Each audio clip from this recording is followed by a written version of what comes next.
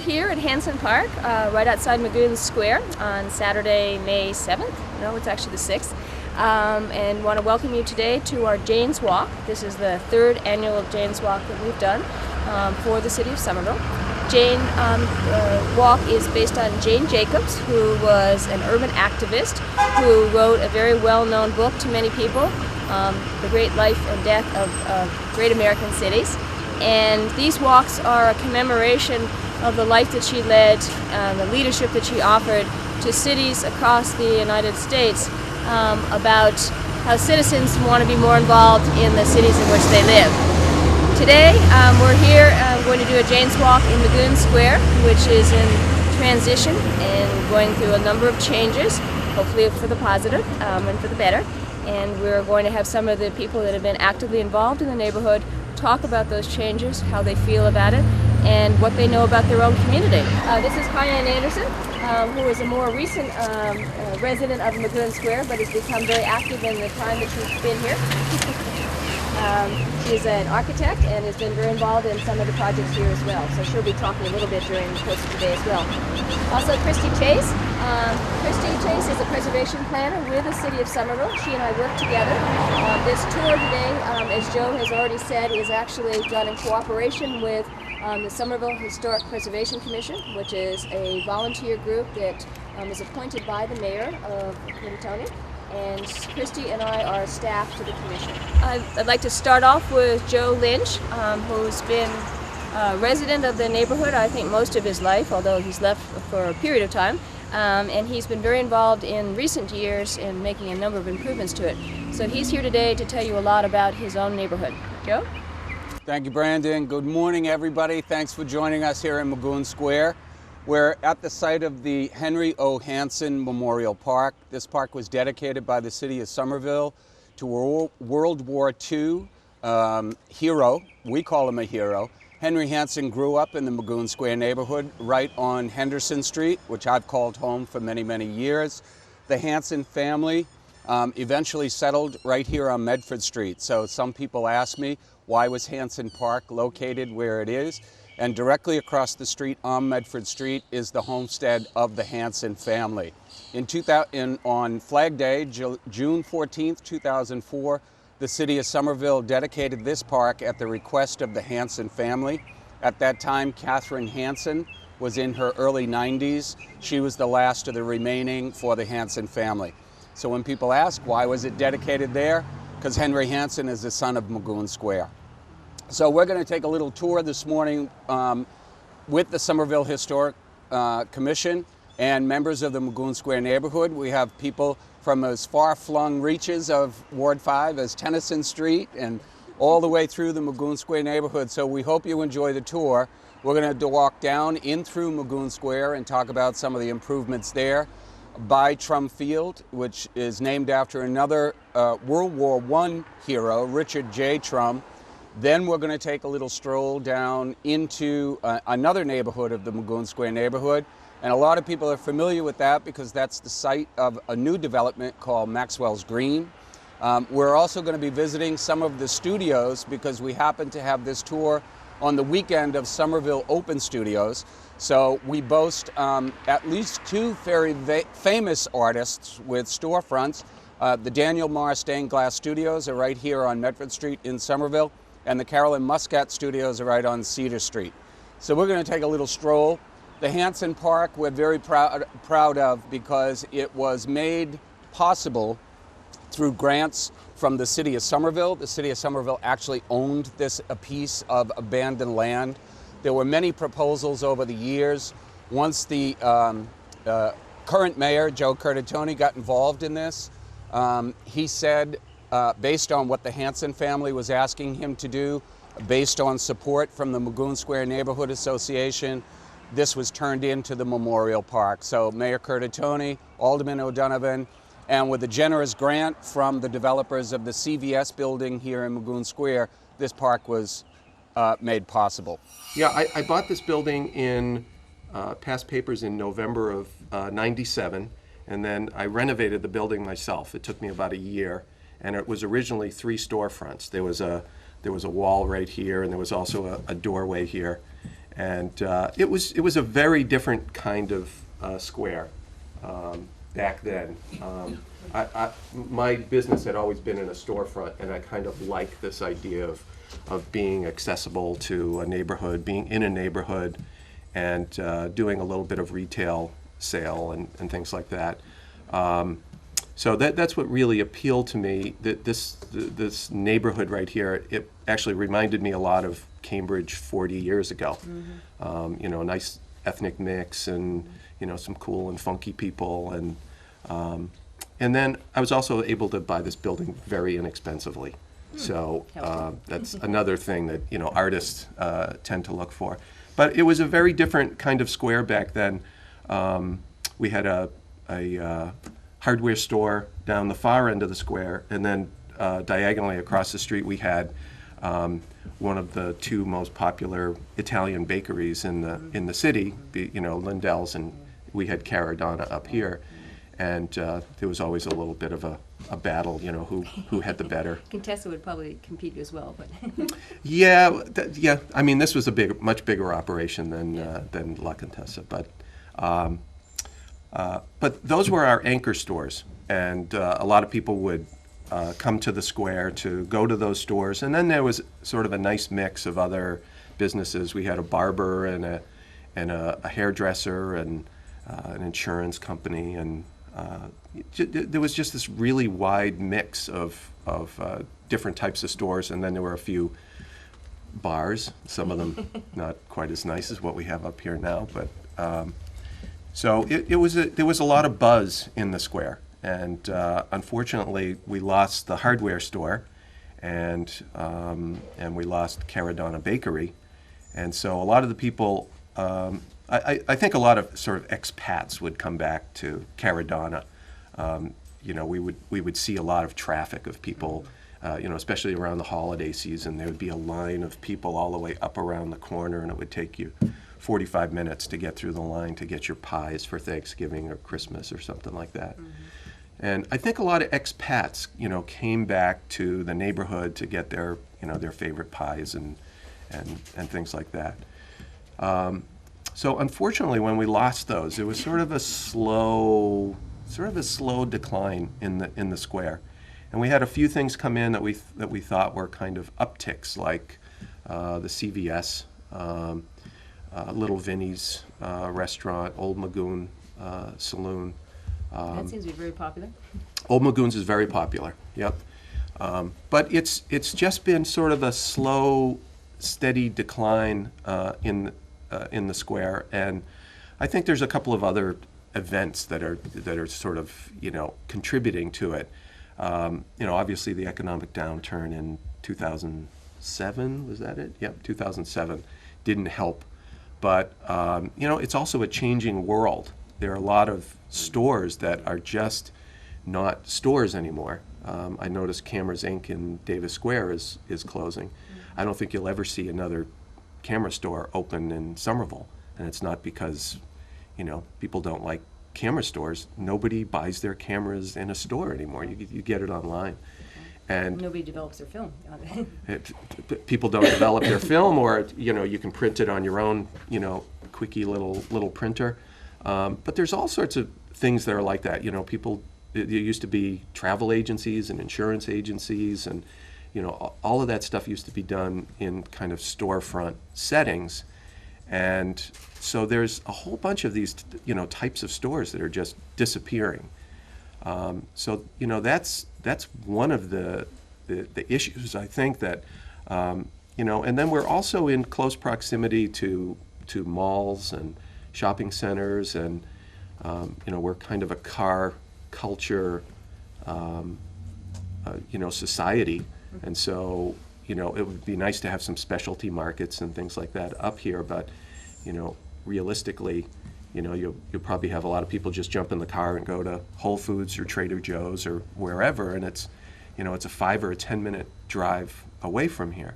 Well, that's a good segue to us moving on, because we are going to go talk about the Green Line that's coming here. Do you have any thoughts about the station that's on its way before we take off and go see some of where that location is? And Yeah. Well, I think the Green Line will really benefit the whole neighborhood. I mean, I'm a big fan of public transportation and things like that, but one of the things that does happen in this neighborhood is that we're a bedroom community, so a lot of people commute out of town, out of the neighborhood every day.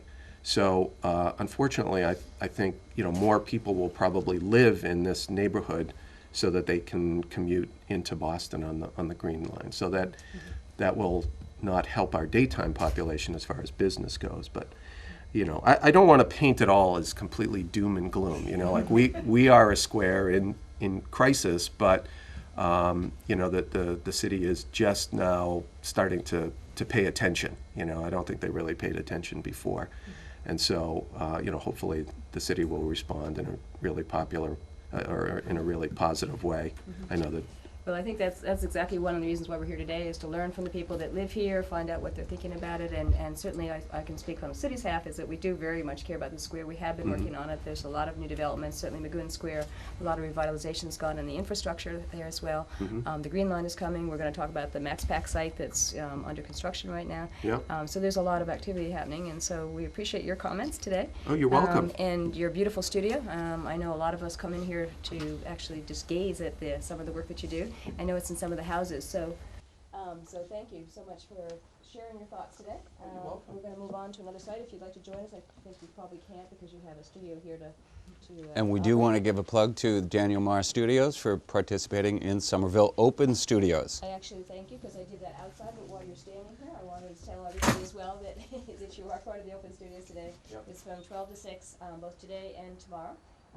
And it's great that you're going to open it up and tell people about what you've been doing here, because you've done some fabulous art. It's great to see you're still in business in Magoun Square.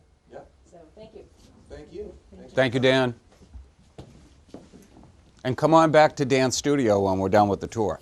I just wanted to make a mention of some of the things that the city has available for small commercial districts, and this is one of the things that Magoun Square Neighborhood Association advocates for with the city. Although we can't control what property owners do with their property, how they utilize them, what we've tried to impart to the store owners and the property owners is that there are grants available through the city for storefront improvements. And this is a classic example of where people drive through Magoun Square and it is not a very favorable presentation. So we in the Magoun Square Neighborhood Association are working with the owners of this building, which happens to be the New England Science Fiction Association, which is not really a retail site. It's more of a wholesale site for their distribution of science fiction books. We put them in touch with City Hall. They're going to be talking to them about some storefront improvements by taking down a lot of this cover-up from the 40s and 50s, and hopefully we can get them to repaint the front. So. Small convenience stores, sub shops, they've always been the lifeblood of the small commercial districts. As I said again, as you can see across the street here, we have at least 1, 2, 3 across the street here, plus we have another couple of building permits that have been pulled further down into the square, so we have 5 storefronts undergoing renovation. What I am happy about is that these storefronts are now almost under agreement with another person who owns a building here in Magoun Square, and this may become a very high-end beer and wine and cheese shop, a la what's down in Ball Square. So don't believe everything you read that Magoun Square is dying. It is not. Now we're in what we call the heart of the square, and I think this is a worthwhile part to talk about some of the changes. In contrast to what Dan Marr was saying, which were certainly very interesting observations, I think we should keep in mind that the square has gone through a lot of really positive changes physically, you can see, visually as well, and I think Joe has been very instrumental in some of those changes with the CVS building in particular here, which is a new building. There was a lot of effort put into the design of it so they could really enhance the square as well as serve the neighborhood's needs in terms of what products it offers. So Joe, I want you to talk a little bit about that, and also just to look around the area here. The streetscape improvements in this area are really huge that were done. Again, with federal money came into the city. We were very fortunate through the alderman and the mayor to be able to direct it to the infrastructure in the square. There's benches, there's new sidewalks, brick paths all along the way, and lighting, and a lot of just major improvements on the roadway as well. So that's making a whole different feel to the square. Joe, you want to comment on the work you've done here on the design? Sure. It's not Joe Lynch work. It's the Neighborhood Association who worked hard from about 1999 right through its completion. You're standing at the 5-point intersection known as one of the most dangerous in the city. But fortunately for us, we have had some improvements. In 2008, 2009, 2010, there was federal stimulus money that was used for streetscape improvements as well as some traffic mitigation. It doesn't appear as though it's any safer than it was 5 years ago, but trust me, we're not done with public safety in Magoun Square. So what you're looking at is buildings that will date from the early part of the 20th century. The Sloan Building, the Creative Signs Building, this building at the apex of Broadway and Medford Street. And then in 2003, 2002, 2003, Magoun Square Neighborhood Association, along with then Mayor Dorothy Kelly Gay, and then right into the Curtatone administration, we negotiated with a private developer who came in and bought about 5 decrepit, really bad shaped storefronts. Those storefronts were all raised and taken down.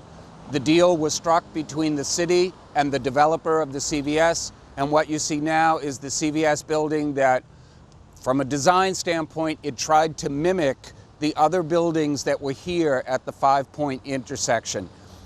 Beauty is in the eye of the beholder. I know we have an architect with us, and she may have her own comment, 2 architects, but I think what you see is what we tried to do as best we could with the developer to stay true to what the intersection looks like with these 2-story kind of apex buildings that come into our now safer Magoun Square intersection. At one point, this square had 7 different bar rooms. They weren't pubs as you know them today, like an old Magoun's. They didn't serve food. They were pubs. They were dive bars, and there were 7 of them up here. So when you hear people talk about, oh, Magoun Square, there was a reputation that we had. That reputation hopefully has changed. We're down to 2 bar rooms, and both are healthy and vibrant and alive in the square and serve food. And they work with the city. I know that Old Magoun's does a lot of stuff with the road races in the town and with Taste of Somerville. So, you know, it's not doom and gloom, as Dan Marr said. We are on the upswing. You're standing at the site. Christy will probably want to talk about the Sloan family. For any of you who don't know, the Sloan family, directly behind this Dunkin' Donuts building, is the site of the Sloan family homestead. We'll see that later. Jacob Sloan was the founding father. His son, Marshall Sloan, is now the owner and president of Century Bank and Trust. The entire Sloan family are now owners of that bank. They also own one of the larger properties here in Somerville in Magoun Square. A little further on, Christy and Brandon are going to talk about the Sloan family and what they've done for Magoun Square because of their affinity towards the place. But at one time, what you're standing on right now is the site of the Sloan family commercial block. It went from the corner of Hinckley Street halfway through the CVS building. All of this was triple-decker or 2-story commercial storefronts. They came right up to the sidewalk, and you had tenements up above them. In the 1950s, Marshall Sloan did a development deal with the city of Somerville, and this parking lot was then deeded over to the city of Somerville. So that's how it came about. Behind, I know we have some folks from Tufts University who are kind of interested in urban planning. All of these storefronts once came right up to the street, right up to the sidewalk. And behind us, Christy and Brandon are going to talk about the urban village feel. Behind us were nothing but stables. They were stables for the carriages, they were stables for the horses, and all of the merchants came in and out of the back.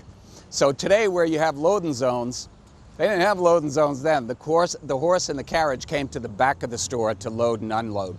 One other thing about Magoun Square, when it actually started, it was nothing more than a way station for the agricultural community in Arlington, in Concord, in Lexington.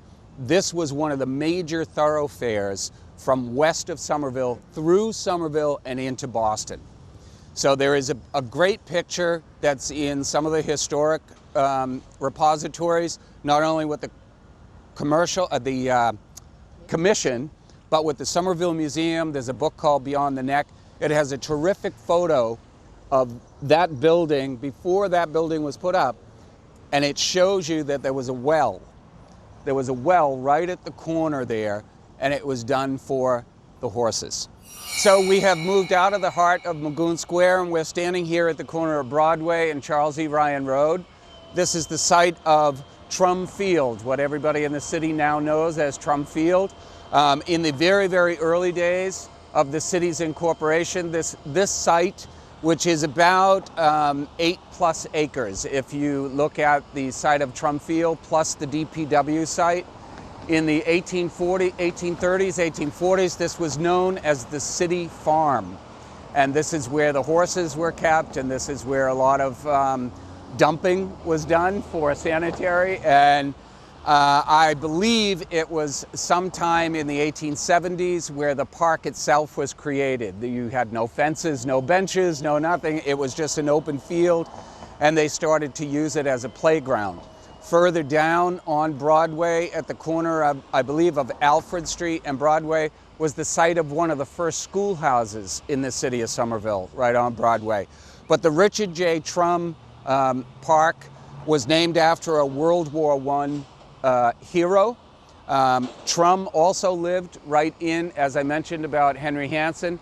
Richard Trum lived in the Magoun Square neighborhood. Mr. Trum and his family lived on Hinckley Street, which is right down behind Magoun Square. There's a house, and some of the old timers still refer to it as the Trum Block. Yeah, some of the names that are visible on this memorial plaque here at Trum Field will give you a pretty good idea of what was happening during that time frame at the turn of the century. You know, the old English Yankee names are starting to fade out, and you start to see a lot of ethnic names appear within the neighborhood. Not to give a plug, but Charles E. Ryan Road was actually named after one of my relatives who died during World War I. You see the name Chase, which is an old Yankee name. James Curtin is also a distant relative of mine. Fennell actually has a street here in Magoun Square neighborhood named after him. The Graves name was an old name, the Latimer name, the Lund name. So what you basically see is a neighborhood that gave a lot. During the Civil War, during World War I, during the Spanish-American, during World War II, these neighborhoods of Somerville have actually offered a lot to the defense of the country as a whole. So I think we're going to walk down, and if you guys want to get some B-roll of the park was also redone. One more thing I want to add, we mentioned about the Sloan family in Magoun Square. The Sloan family gave a very, very generous contribution to the city of Somerville when the field house was being renovated in 2007. And through a generous contribution from Century Bank and Trust and the Sloan family, we were able to realize that field house that you see today. So the field has been redone, the lighting system, the irrigation system. The next step in the process, the city will now be bonding money to repair all benches. All the benches will be taken out and they will be repaired. My sense is that's not going to happen until sometime in the fall or spring of next year. We do have a lot of infill developments that are happening within the Magoun Square area. We're standing at the side of the Cedar Street Bridge, and you see a property that was taken out of the commercial realm and put into the residential realm. It's a delicate balance that the city has in terms of how do you reuse these pockets of commercial property smack dab in the middle of a very densely built up residential neighborhood. And you know, many of the residents today are feeling like we don't want commercial in the middle of our residential neighborhoods. So we are here on Cedar Street on Somerville Open Studio Saturday as part of the Somerville Historic Jane's Walk and Magoun Square Neighborhood Association, we are proud that one of our live work artists, Carolyn Muscat from Muscat Studios, is participating for how many years now in SOS? This is my 9th or 10th year. 9th or 10th year right here on Cedar Street on the edges of the Magoun Square neighborhood. So we're going to go inside and Carolyn's going to take it from there. Carolyn and her husband, this is a work-live space. So what you see is, again, the reuse of something that had a commercial industrial use many, many, many years ago. Carolyn and her husband in 19... We got our occupancy certificate 10 years ago this July 4th. Great. So what they've done is another case of where you have working, living artists here in Somerville. So not only because of Somerville Open Studios, but I'm going to turn it over to Carolyn and let her just chat a little bit about why they chose to locate in Somerville. I'd started my business in the South End quite a few years ago. It'll actually be my 20th anniversary of being in business as of next fall. And rents, gentrification, etc. needed more permanent locations, started looking. A majority of my clients are in the city regional artists. I do my work and I collaborate with regional artists to produce original lithographs. This type of printing, I'm pretty much the professional shop for this type of printing in New England. And so I work with pretty much artists from New England. Looked around, found this building, had been the drain doctor's building. He just doing really well, needed bigger space, moved up the road. Exactly, he's still in the area. And when I need to move really heavy stuff, he's still willing to send the guys down to give me a hand.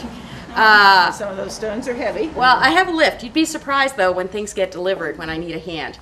And we bought the building, renovated it for live work. This is the studio side. We live on the other side. It was a fairly extensive renovation. There was nothing here but concrete and concrete. So we've opened it up with the steel, etc., and the shop has been chugging right along. One of the things about the area is the neighborhood and location to the T. A lot of my clients do not have vehicles. I didn't want to lose the ones who still are on foot and by T. And by being here, actually, it's expanded because it's made it easier for clients from New Hampshire, Rhode Island, etc., to access me, also from Central Mass, etc., because of just location to Route 2 to 128, 93, etc. It has made it very easier for a lot of my clients and new clients to come and get to me. So we've been here and we're chugging along. You're also very near to the community path, the end of the community path right now, which is going to be extended, we're going to talk about later today, right down here on Cedar Street. Well, and this is it. It's an easy walk to the Red Line was for me significant for my clients to make it here. And so, if anything, a little easier to access than where I'd been even in the South End. So it was all pluses. A gentleman named Seth Reed, who is standing in the background. Seth Reed also happens to be Carolyn's husband, and Seth worked very closely with the city, with his neighbors, and with myself and Cayenne on what is now known as the Maxwell Green development, which is 199 residential units, and we're going to see those in a little bit. But Seth would probably send me nasty emails if I didn't introduce him on camera. So, Carolyn and Seth, thank you very much. We're going to continue. You're not even seeing part of the full glory of that rooftop garden. In the June, July timeframe, you got to see that baby. It just pops. 25 Clyde Street here is an example of the early workers' cottages from about 1850 found in this neighborhood. You'll note that it has a really high basement, and these were all brickyards. So imagine that the brick clay was much higher. It was taken off. Just on the other side of Cedar Street was the Tufts Brickyards. Where we are now was the Asa Murdoch's Brickyards. When they had removed all the clay, they made bricks. It was easy, it was cheap. They built a foundation that was really high so they could use the lower level for stores. They had dirt basements. This one has only like about a 6-foot ceiling in there, but it was living space, but it had a dirt floor. And then they would have 2 doorways, one into the lower level and one to the upper level, which was really a 2-bedroom cottage up on the upper floor, and the kitchens would be in the dirt basement. Yep. And there was a byproduct of why these homes were built so high. As you know, that clay isn't very porous, and this whole area was very, very prone to flooding. So they would lift the houses very, very high. This is very reminiscent of what you see in New Orleans as well. Yeah. The other place in this neighborhood, in this area that you find them, is in North Cambridge, where they also had brickyards. We're here at the corner of Clyde and Warwick Streets, down in what is traditionally known in the city as the Patch neighborhood. You'll see it in old documents, you'll see it in historical commission things. The Patch neighborhood was originally built, as Christy and Brandon were talking about, originally built as a workers' cottage enclave. A lot of them worked on the railroad, or they worked for the Tufts family, they worked for industry. In this section of land that we're going to be looking at is 5.3 acres within the Patch neighborhood. This neighborhood traditionally was a working class neighborhood, and there was an enormous amount of vacant land up until 1928. So the 5+ acres was vacant. My late father and some of the old-time residents in this neighborhood say the reason it got its name was because of that patch of land that was vacant. It's lost to history, but in 1928, the International Paper or the Agar Company came in and bought this property from the railroad. The railroad owned this triangular piece of land. In 1928, they bought the property and built 2 major structures on this 5+ acres. Over the years, it was used for such things as the International Paper Company, a root beer manufacturing company, a packaging company, a cardboard box company. It's had many war rations during World War II. It had many, many uses. It fell into there was also a charter school on this site at one time. It fell into disrepair in the late 90s, early 2000s. Many people in the neighborhood were concerned because it was degrading property value, and many of the neighborhood folks around this site got together and basically said to the city, you got to do something. A developer came in, developer met over the period of years with the city, with the neighborhood, formed community groups. It wasn't always pretty, but what you see today is the development now known as Maxwell's Green. We're standing here at the junction of Cedar Street and the current community path and the future extension of the community path. And what you see behind me is some directional signage. We just left the site of the MaxPac area. This roadway, Cayenne had talked a little bit about the covenants that were negotiated with the neighborhoods. In order to keep the construction vehicles off of the residential streets, it was agreed by the city, the state, the developer, and the neighbors that this would be the most effective use of this piece of the extension of the path until the MaxPac development was done. We did reserve the right, though, that once the development is fairly moved along and that the city is ready to begin the extension of this community path, that the city has the right to throw the construction vehicles off. So at any point in time, they can say, leave. So we're not going to spend too much time on the community path because we're going to see that again when we get to the Lowell Street area. Cayenne's going to talk about the importance of it in terms of her neighborhood, which is the Princeton Alpine neighborhood. But this is, without giving away, Maxwell's Green is now advertising that they are leasing. Some of those leases will begin as early as November of 2012. Don't hold me to it. Go to the Maxwell's Green website and see if they're going to change. But we fully anticipate that the future extension of the community path from Cedar Street to Lowell Street will be completed by the end of 2013. The Alpine Street, Princeton area, one of the beauties of it is it's really kind of small, it's tucked away, and one of the reasons why we were really concerned with this development was how that was going to impact us, because we are actually very close to this site, even though we're separated by the community path. I do think that this neighborhood represents a lot of Somerville, which is the vibrancy of Somerville, which has, neighbors that have been here for a long, long time. Like my neighbor, Frank Bucca, and his brother Charlie. They've been across the street. Their grandparents own their home, and they grew up there, and so they know a lot about everybody, and he's going to speak to us in a bit. But, and then there are people like myself. I've come in, young whippersnappers, and trying to restore my home to its original history, but not quite there on the outside, which you'll see. But anyway, so I would just say that Alpine Street, I'd be curious if it had any architectural gems to it. So Christy, feel free to add. But it's a wonderful place to, like Somerville. It's just a wonderful place to live, and you never, you always learn new things about people who've been here for a long time. This is my neighbor Frank Bucca, and he has lived in this house with Charlie lives in this house as well, and your wife, for a number of years. Your grandparents.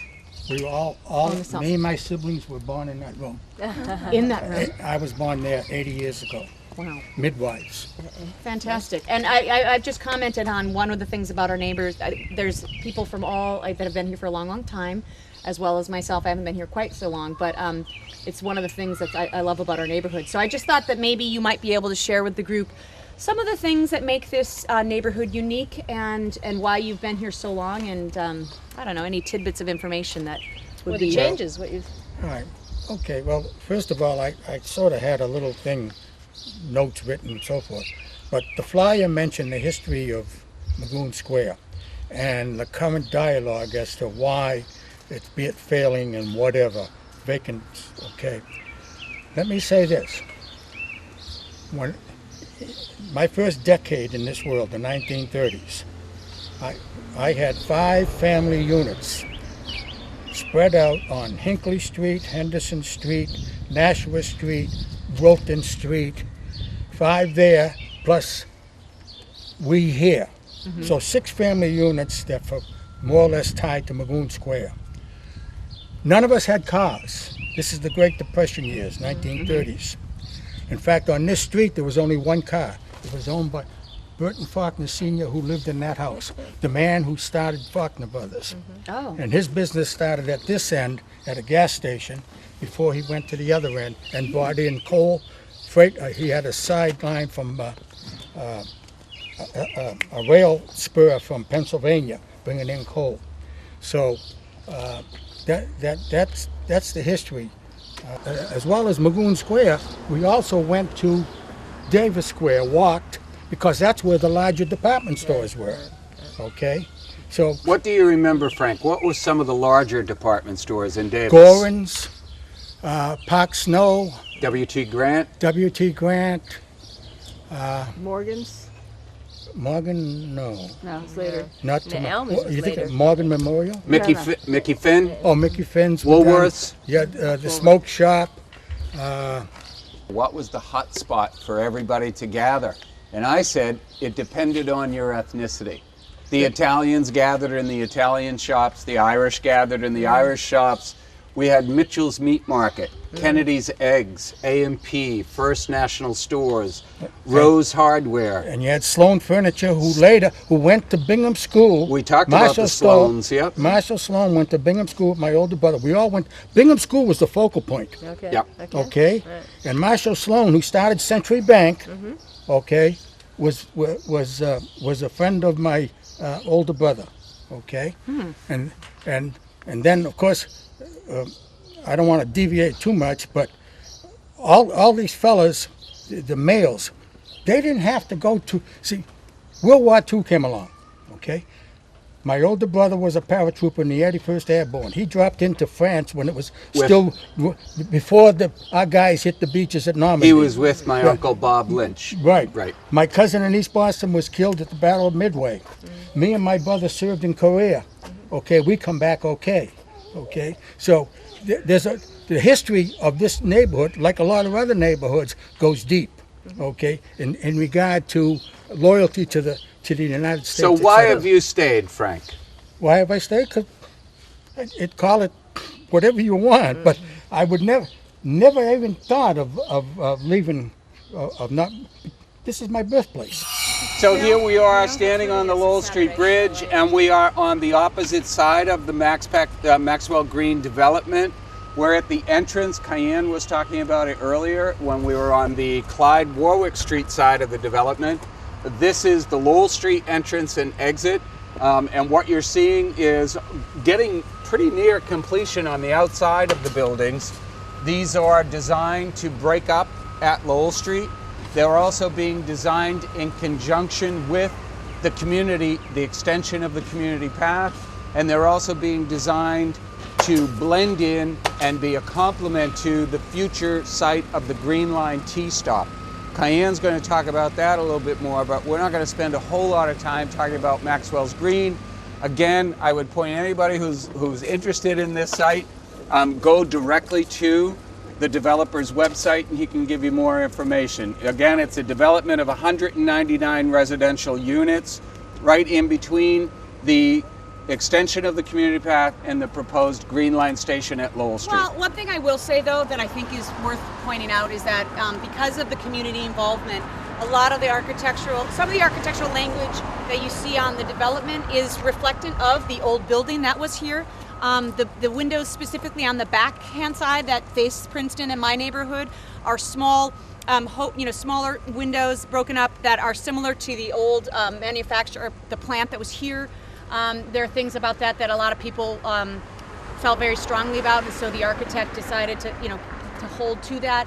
And I do think the way that the site meanders is a combination of two things. They really wanted to make it, they wanted to break it up architecturally and make it more of a meander the way down, but you're dealing with an elevation change of about 21 plus or minus feet from here and down below, and so that's really something that you have to be creative when you start talking about ramps and things, accessibility, because again, this is going to be the accessible route down to the community path up through the Maxwell Green site, and so it obviously has to maintain its slope. So everybody from the V&A, the V&A building had a large influence on how this is situated, and the community path extension, which obviously is going to be coming up, and people are going to be getting onto the bridge to then eventually access the Green Line. Which is a good segue to where we're going next and last, which is to a neighborhood that has existed for many, many decades, that you live in yourself,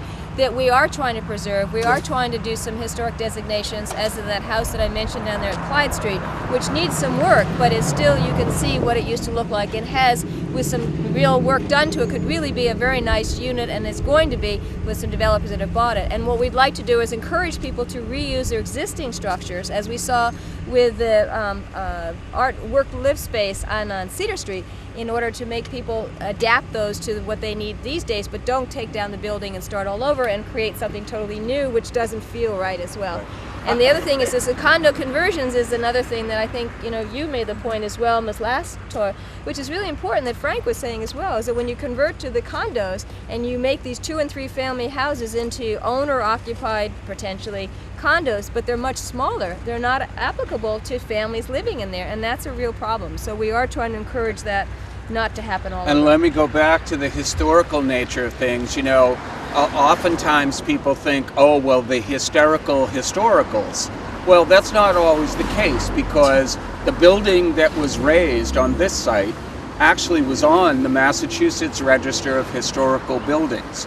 But because of the nature of what was going to be developed here, because of the really bad, poor condition of that building, and because its reuse never would have lent itself to the type of density that we had here, the community agreed, and much to the Historic Commission of Somerville, they agreed that even though it was a historic building, it had to come down to accommodate what was trying to happen in this neighborhood. So oftentimes the Historic Commission gets a bad rap because they say, oh no, but you know what? They completely understood what the developers, the city, and this neighborhood wanted to. This right here is going to be the future site of the Green Line extension, the Lowell Street stop.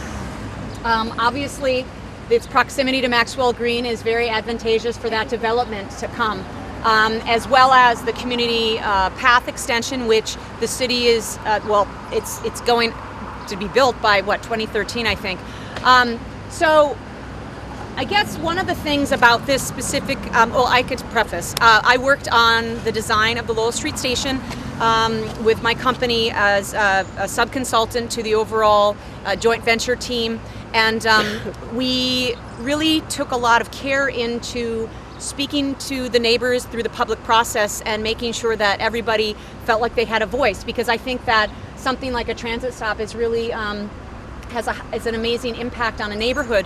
However, one of the things about this specific stop over the others, the Green Line extension is going to be a total of 7 stations that are spread through 3 municipalities, Cambridge, Somerville, and Medford. There'll be 7 total stations.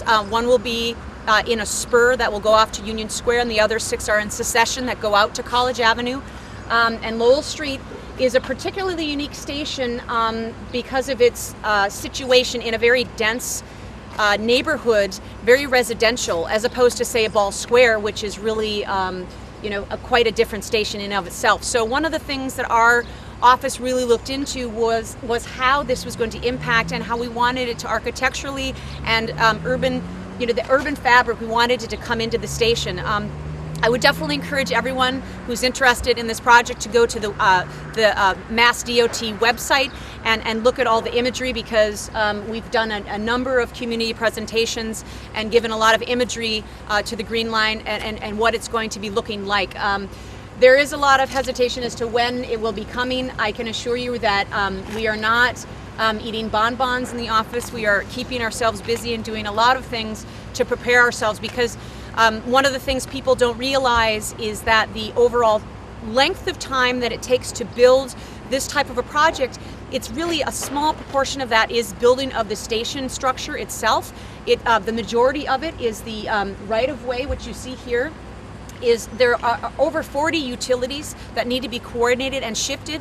All of these, the reason this is such a great project is that it impacts so many people, but it takes an existing right-of-way corridor, and it has very minimal land takings because of that. And so you really have this really, big bang for the buck for how many things that you can get in here. But what they need to do is relocate 2 of the existing commuter rail tracks need to shift over towards Joe's neighborhood, and then there'll be the addition of 2 light rail Green Line tracks going on this side of the corridor. So the unique thing to this, it all has to happen and remain operational. So there's a really small sliver of time of which this construction can actually occur.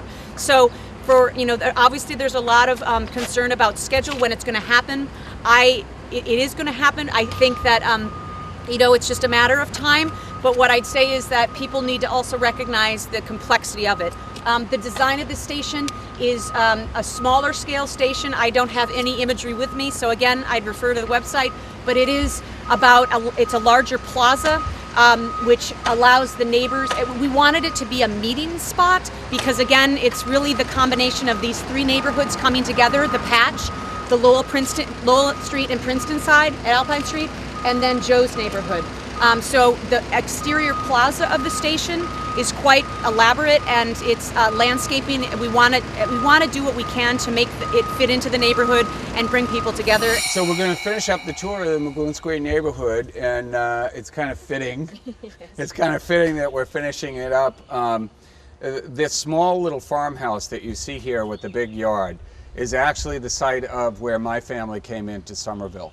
So in the right around the Civil War, my great-grandfather bought this house. There is debate about who he bought it from, but got this house, we think, from the Tufts family. He worked for the Tufts Brickyard Company when Tufts College was being built in the 1850s, 1860s.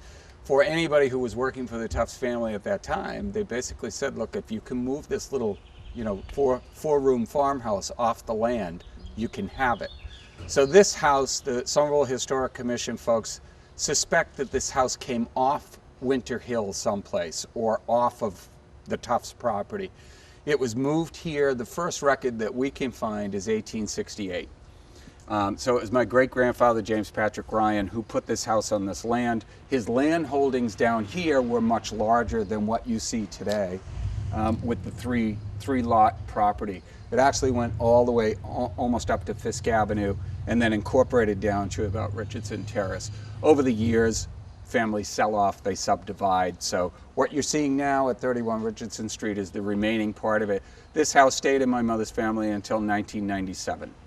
And then it passed on to the people who now have possession of it, who are absolutely spectacular stewards of a home that is very significant in the Magoun Square neighborhood. We talked about the Sloan family. Frank Bucca talked about his neighborhood. There aren't many families that are left from around the Civil War and the turn of the century. So we're thankful that this is one of the homes that's been preserved. And the lot, I want and to the point lot. out, because it's a very large lot, and there's very few of those in this Right. area. And my grandfather, like any good real estate speculator during the crash of the 1920s and 1930s, was buying up these smaller homes that were in foreclosure. So in the 1930s, my grandfather, who inherited this property, was buying up homes in the Magoun Square neighborhood, and at one time he owned 5 homes on Henderson Street. And moving fast forward, in 1941, my parents were the proud recipient of one of those homes as a wedding present from my mother's father. And then my mother and father lived in that house. My dad passed away about 4 years ago, and my mom passed away last year. So I am now the proud owner of my grandfather's inheritance. So this is what when people talk about an urban village, this is one of the most densely packed neighborhoods outside of a commercial district. Everybody looks at Davis, how close the houses are. But when you look at what they were actually building on, they were building on less than 2,000 square feet per dwelling. Some of these houses, this development happened to have been built by the Winter Hill Land Company. They were all built in 1890 by one developer.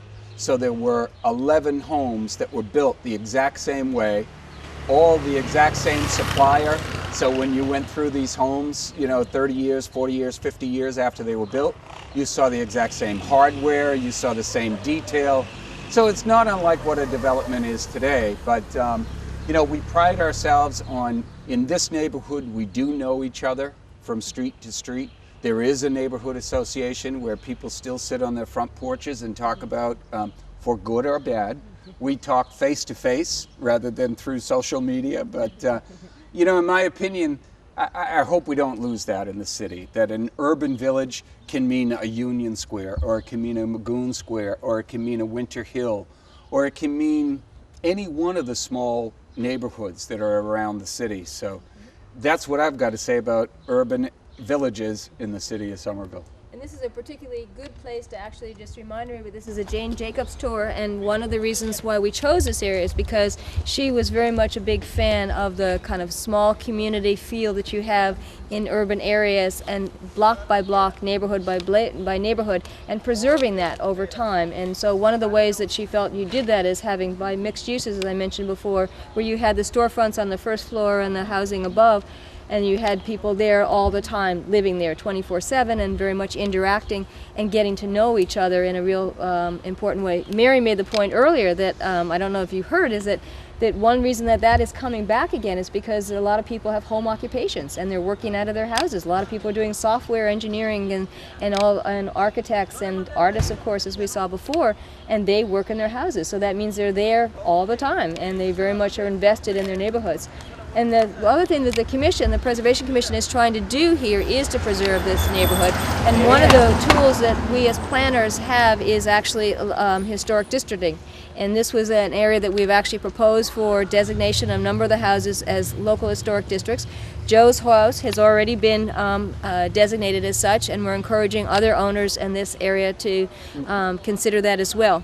3 on Henderson Street. Right on Henderson, but in this whole area we have about 14 houses that we've actually proposed for designation, because they still reflect the time in which they were built and the type of people that lived in them at the time, mostly working class people that worked in the factories and the around this immediate area, as we just talked about with the Maxwell Green site, which used to be a factory down there. And so we're hoping that people will see the value of these neighborhoods and want to retain them and keep them and preserve them, and in many cases restore them. I mean, Joe's been doing that on his house. It needed some additional work, and as these older houses do, but as we were saying before, is if you lose them, you knock them down and put something up very modern like we've just seen, it loses that feel that everybody used to have in living here, and it makes people feel like there's a sense of history and roots here. So we're not saying no new development, but we're saying let's keep some of the old. It's really very special. And this is very much an urban village, if not only because of the people that live here, but also because of the way the density of these streets. And right about where I'm standing, Joe's grandparents had a shop where this driveway now is. There was another shop down at the end of the street that served the Italian clientele. This was the Irish section, and they came to this neighborhood for their day-to-day needs, soap, milk, whatever you go to the convenience store, but this was the neighborhood convenience store here. The convenience stores generally were on the main roads where you have little mini now restaurants and often hairdressers and so on. Those were where the stops were for the streetcars. And you would get off the streetcar, pick up what you needed to go home. That would be down on Lowell Street. Here, this was more a little bit interior and part of the neighborhood. Where you see a lot of the convenience stores and the quick marts, those are owned by certain ethnic groups. Exact same thing in the last century, early part of this century. You had the exact same thing. The Irish did business with the Irish, the Italians did business with the Italians. One other thing, when Christy's talking about a structure, it was a very small brick store. It was called Ryan's Variety. Penny candy, pickles in the jar, milk, eggs, bread, you got it. But one of the things, if we can get a picture of it, is what fascinated one of the historic folks that came through this neighborhood was this little tin garage that you see that's still standing here. When I had permission from the current owners of this property to open up the doors, you would have thought we were presenting a Christmas gift to this guy who is a historic consultant, because stamped inside of that building is the original maker's mark. These were modular garages that were ordered by the homeowner, and this garage dates from 1927. So you could actually see inside the construction on how it was almost like an erector set. It was shipped in pieces to the garage owner. All you had to do was put the platform in. So it's one of the few that's still existing in the city. American Garage Manufacturing Company, right? When you look back in historic records, we were talking about how far can you get back in the city of Somerville. It kind of threw me when I was looking up my grandfather's property records that all of a sudden Richardson Street disappeared and it was replaced with a name called Appleton Street. And then Hinckley Street, I couldn't find that, and the name of that street was Lawrence Street. And then when I looked at some maps, Henderson Street was there, and then it wasn't, because Henderson Street was never supposed to be there. It was during an economic downturn where the property got subdivided. So it was only supposed to be Nashua and Hinckley, and then those homes would have big backyards. They would be set back from the sidewalk and have big backyards, but Winter Hill Land Company ran into financial problems, everything gets subdivided and the lots get smaller. So some of the lots you see here are 4,000, 5,000 square feet. Unfortunately, Henderson Street has less than 2,000 square feet for each home that was built. And this one here is more like 10,000, as I recall. This one is a little over 10,000 square feet. Which makes it very special. Right. It really does hark back. You can hear the birds and the trees. And sure. My mother was born in this house. And that one of the things that we're encouraging people to do is to get more involved in their neighborhoods, be part of the change that's occurring. You know, make sure that it seems to work for what you think the neighborhood should be. The city very much wants to involve you in this, and the alderman is not here today, the ward alderman, Sean O'Donovan. He's traveling on business and unfortunately could not be here. But I want to encourage you on behalf of the city, Christy Chasen and myself as representing the Preservation Commission, to do more of these kinds of walks and learn more about your neighborhoods and share it with us. Any photos that you have, we'd love to have to show what life used to be in other years. And as I said, get involved. Thank you.